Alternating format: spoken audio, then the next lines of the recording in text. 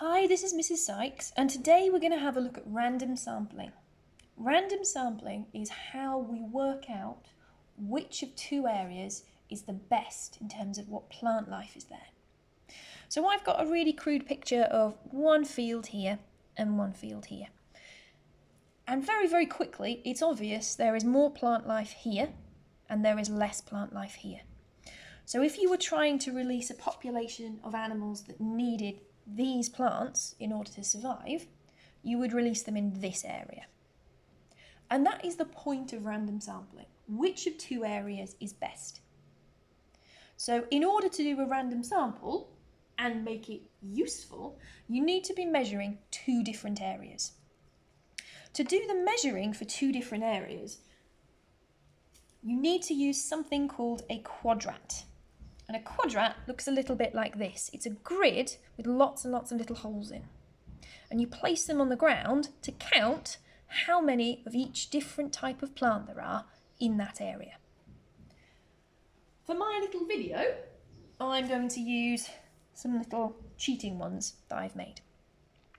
The basic idea is you put down a few quadrats in each area and you use that information to work out on average how much plant life there is in that area. So I'm going to go for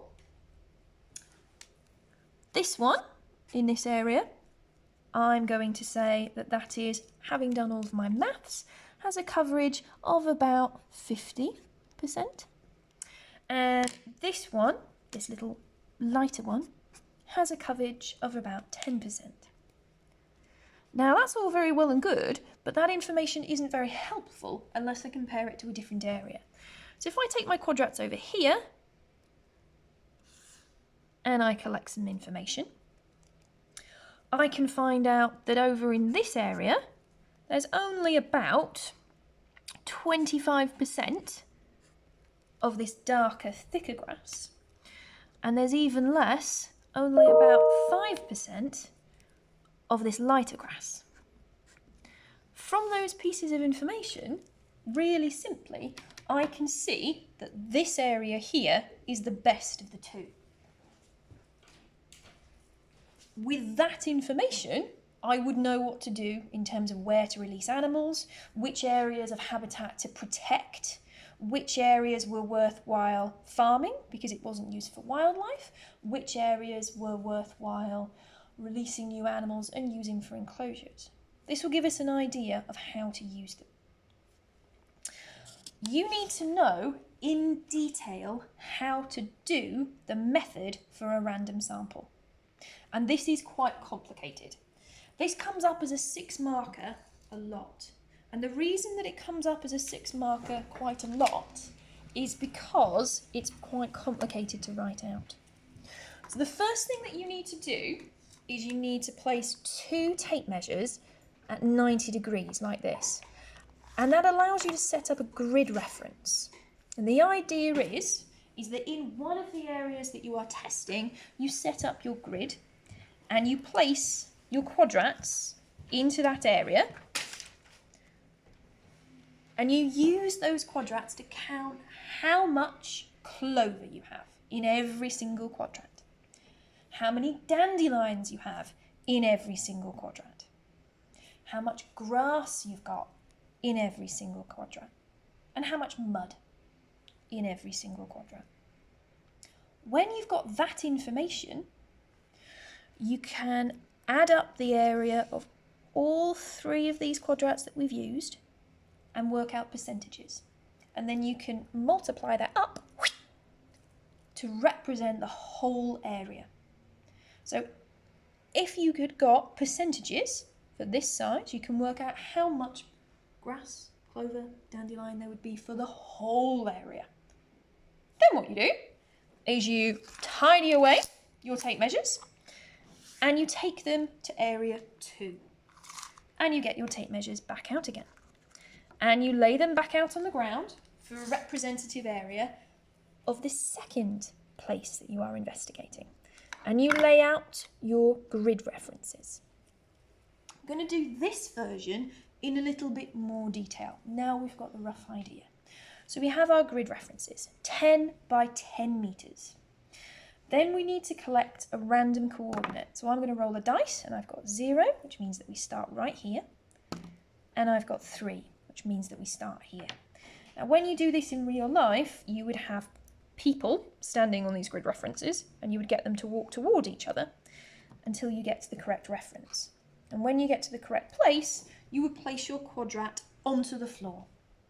You identify every single type of plant in that quadrat, and you work out the percentage cover for every single type of plant you have identified in that quadrat. And that is your first quadrat done. Then you use your dice again and you get some more coordinates. So we've got 4 and we've got 6. So 4, 6, and we lay our quadrat down. So it's in a different area. You identify every single plant, and then once you've identified the different types of plant, you work out the percentage cover. So there is 20% clover, 10% dandelion, 70% grass, and there's no empty spare mud in this one. So you randomly generate your coordinate by rolling a dice or using a random number generator on a calculator, and you get your grid references, and you place your quadrat down. Identify all of the species and the percentage cover of each species. So I don't want to know it's 100% covered with plants. I want to know that it's 30% dandelion and 15% clover. And you do that 10 times. So we're getting 10 different quadrats. And that's 10 quadrats in area A and 10 quadrats in area B. You then use the numbers that you have got and you work out the percentage cover for the whole area. I'll talk about how to do the maths of this in a little bit more detail in a second video. You work out how much you've got in both areas. And what you should end up with having is something like we started off in the beginning. So we've got 50% coverage of this one here, 10% coverage of this one, 25% and 5%.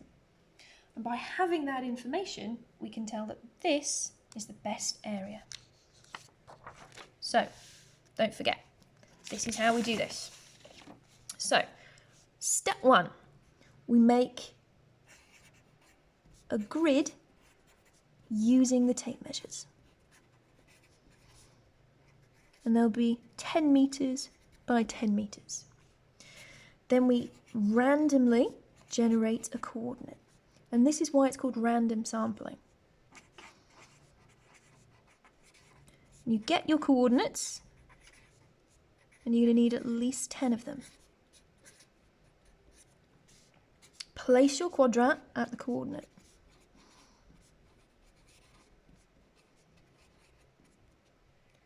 Next section that we're going to do is we're going to identify all of the different types of plants. Now you can take pictures out with you in the field so that you can learn what they look like. You don't have to be the best person identifying plants. So, identify your plants, and then you're going to calculate percentage cover. You're going to average for the area.